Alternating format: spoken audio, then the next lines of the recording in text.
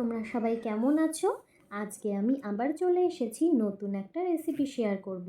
আমি কিন্তু আগেই আমের অনেকগুলো রেসিপি শেয়ার করেছি। আজকে তোমাদের সাথে শেয়ার করব আমের আমসত্ত্ব। কোনো কেমিক্যাল ছাড়াই আমসত্ত্ব কিন্তু খুব সহজেই তোমরা দোকানের মতো বাড়িতেই বানিয়ে ফেলতে পারবে। তাহলে চলো রেসিপিটা দেখতে থাকো। প্রথমে দেখো আমি বাটিতে জল নিয়ে নিয়েছি আর বেশ এখানে 3টে বড় বড় সাইজের আম নিয়েছি। এবারে এই আমগুলোকে খুব ভালো করে ধুয়ে নেব।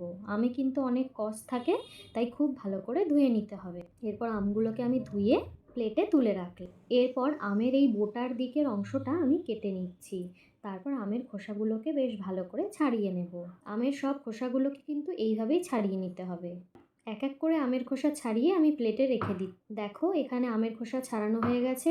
এখানে 2টো কাঁচা আম রয়েছে আর একটা আম মোটামুটি পেকে গেছিলো। এবারে আমগুলোকে আমি এইভাবে ছুরি দিয়ে কেটে নিচ্ছি। আটিটা তো আমাদের কোনো কাজে লাগবে না, আমের এই শাঁসটাই কিন্তু আমাদের কাজে লাগবে।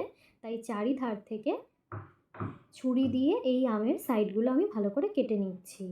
এরপর আমি এখানে একটা কড়াই নিয়ে নিয়েছি। কড়াইয়ের মধ্যে এবারে ঢেলে দিচ্ছি জল। এই জলটাকে কিন্তু আমরা গরম করে নেব। মোটামুটি একদম সামান্য অল্প একটু জল দিচ্ছি, যাতে আমটা মোটামুটি সেদ্ধ হয়ে যায়।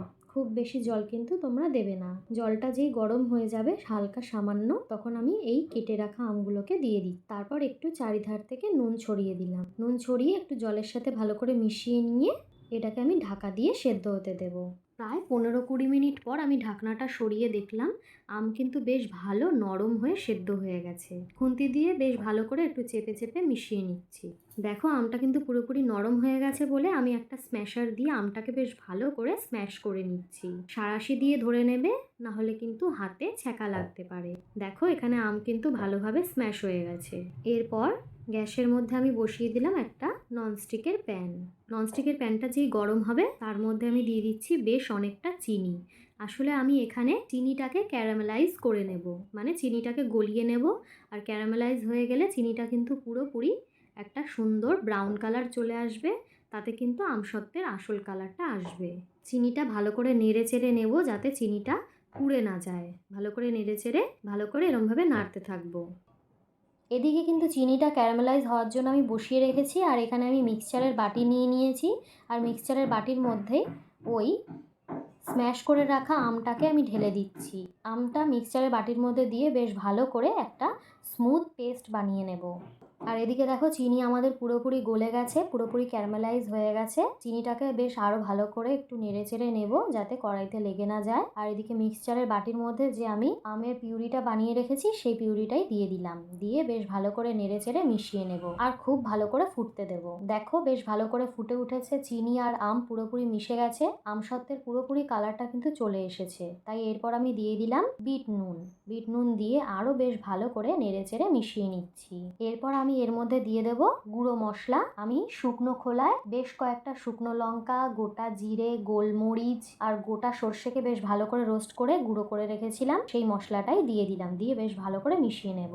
এরপর আমি এখানে একটা থালা নিয়ে নিচ্ছি। এই থালাটার মধ্যেই কিন্তু আমসত্ত্বের পিউরিটা আমি ঢেলে দেবো। তার জন্য থালাটার মধ্যে বেশ ভালো করে অয়েল ব্রাশ করে নিই। অয়েল ব্রাশ করে দেওয়ার পর এর মধ্যে আমি কড়াই থেকে এই আমসত্ত্বের পিউরিটা ঢেলে দিলাম। থালাটাকে এদিক ওদিক ঘুরিয়ে ভালো করে আমসত্ত্বটাকে ঘুরিয়ে ঘুরিয়ে ছড়িয়ে নিই। দেখো আমসত্ত্বটাকে কিন্তু খুব ভালো করে এদিক ওদিক ছড়িয়ে নিয়েছি। এরপর এই আমসত্ত্বটাকে কিন্তু রোদে শুকাতে দিতে হবে। এখানে কিন্তু আমি 2টো থালার মধ্যে আমসত্ত্বটাকে নিয়ে আমসত্ত্বটাকে কিন্তু আমি রোদে মোটামুটি 1 দিন রেখেছিলাম। কি সুন্দর দোকানের মতো আমসত্ত্ব আমাদের রেডি হয়ে গেছে। ছুরি দিয়ে আমি সাইডটা একটুখানি কাটিং করে নিচ্ছি যাতে আমসত্ত্বটা তুলতে আমার সুবিধা হয়। এই যে আমসত্ত্বটা আমি তুলে নিয়েছি, দেখো কি সুন্দর হয়েছে। পুরোপুরি কিন্তু একদমই দোকানের মতো আমসত্ত্ব, খেতেও কিন্তু অসাধারণ দারুণ হয়েছিল। আর আমসত্ত্বগুলোকে আমি এবারে কাটিং করে এইভাবে রোল রোল করে প্লেটের মধ্যে সাজিয়ে রেখেছি। আমাদের এত সুন্দর আমসত্ত্ব একদমই রেডি। এই রেসিপিটা তোমাদের কেমন লাগলো অবশ্যই কমেন্ট করে জানিও। এরকম টেস্টি টেস্টি রেসিপি দেখার জন্য আমার চ্যানেলটাকে সাবস্ক্রাইব করে দিও।